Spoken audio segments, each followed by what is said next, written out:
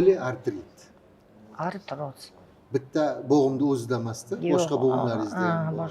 Faqat tizada, bo'yningizda, belingizda, umurtqalaringizda osteoxondroz ham bor agar aytishgan bo'lsa, tomografiya qilishgan bo'lsa.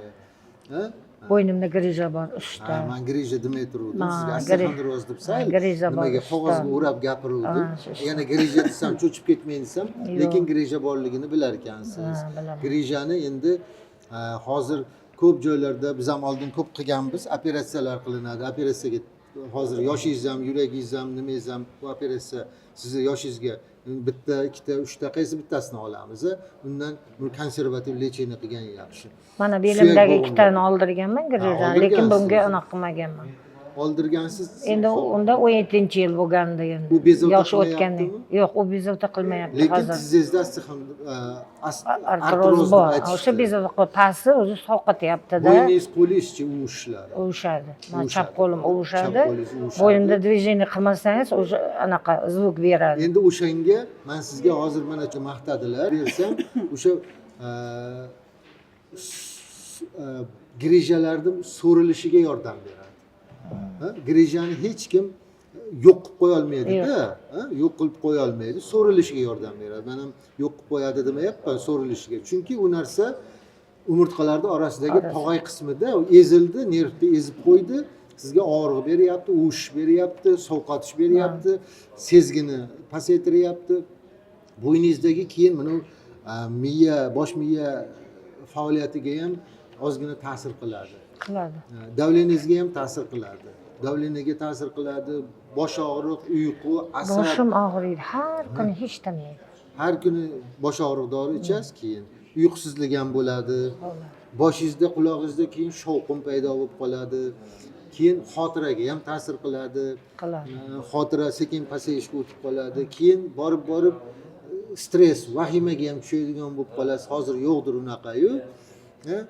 Esarlik, vahima, o'ta ta'sirchang, nevroz holatlariga olib kelib qo'yadi. Endi shuni oldini oling, ertalab har bo'lmasa ham, ozgina bo'lsa ham, ruslar aytadi-ku. Ular og'rimasdan oldin harakatingni qil deb. Biz o'zbeklar unday qilmaydi-ku. Qachon yiqilamiz, undan keyin kelamiz. Nimaga endi qachon ruslar assa qilishimiz kerak? O'zimiz shuni aytayapman, endi oldin olmoqchiman. Xudo xolasa o'sha oyoqlarim ana qisqa ertalabdan xabar qilib, gimnastika qilib, yurishlar qilaman. Oldin olgan, kasal bo'lganda 1000 marta yaxshi doktor. Yaxshi. Oldin olsa o'zimizga ham, boshqaga ham yaxshi. Hali mana sizlarni ko'rish nasib qilyapti, Allohga ming marta shukr. Endi shu bilan yaxshi bo'lsak, duo qilib yuramiz. Oldini ham olaylik, kasallikda ham ichaylik, kasallikni o'tkazib yuborganda ham mayli foydalanaylik. Hammasiga foyda qilyapti. Bu natija faqat sizlarga emas, u natija bizga ham kerak. Nimaga bizga kerak? Endi nima qilaman? Dardim bedavo ekan. Bormagan doktor qolmadi, necha yildan beri davolanaman, natija bo'lmadi. Endi shu kasal bilan ketaman ekanda deb noumid bo'lib turganlar ko'rib, mana men tuzaldim deganingizdan keyin sizni bizni haqimizga duo qilib, ularga ham foydamiz tegib qoladi. Yurak bilan buyrak yaxshi bo'lsa, bo'g'imdagi tuzlar peshob orqali chiqib ketadi. O'tim oldirganman-da, mana yaqindan beri o'zi achchiq kelyapti og'zimga. O'sha hazmingizda ham xolesistit, gastrit, pankreatit degan so'zlar bor-da, buni. Oshqozon osti bezingizda ham shamollashi bor, pankreatit. O'shalarga ham foyda qiladi. Hazm tizimini mana ko'pchilik aytadi-ku, ichim qotadi, qabziyatman, lekin davleniyaga ichuvdim, ichim ham yaxshi bo'lib qoldi. Davleniyaga ichgan edim, uyqum yaxshi bo'lib qoldi. Bitta kasalliga ichyapti, boshqa kasalga ham bir ta'sir qilib davolab ketyapti mana. Shuning uchun mayli bolam, ishlaringiz o'tni oldirgansiz, chunki o'tingizda kalkuloz xolesistit, o't tosh kasalligi bo'lgan. Oldirgansiz, endi jigarda ham o't yo'lini ham bir yo'la u tomonlarda ham remont qilib ketadi. Xolesistit, gastrit, pankreatitni orttirib bo'lgansizda siz o'sha vaqtlarda. Toshni oldirdingiz xolos. Lekin uni dimiqishlar hali ozmi ko'pmi bor. Hali uzil-kesil tuzalgani yo'q. Endi buyrakdagi o't xaltadagi toshlarni eritadigan bir chufa degan narsamiz bor, yog'imiz.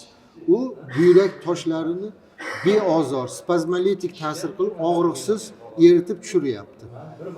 Hamma kasallarimizda.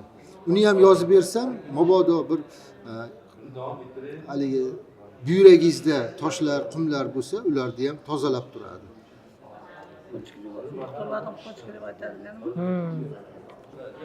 Ularga endi qattiq massaj qilyapti, u yoqda bu massaj bo'lar ekanmi artrozga? Men sizga masaj demayman, masaj ham har xil bo'ladi. Ha, Masaj emas, surting deyapman.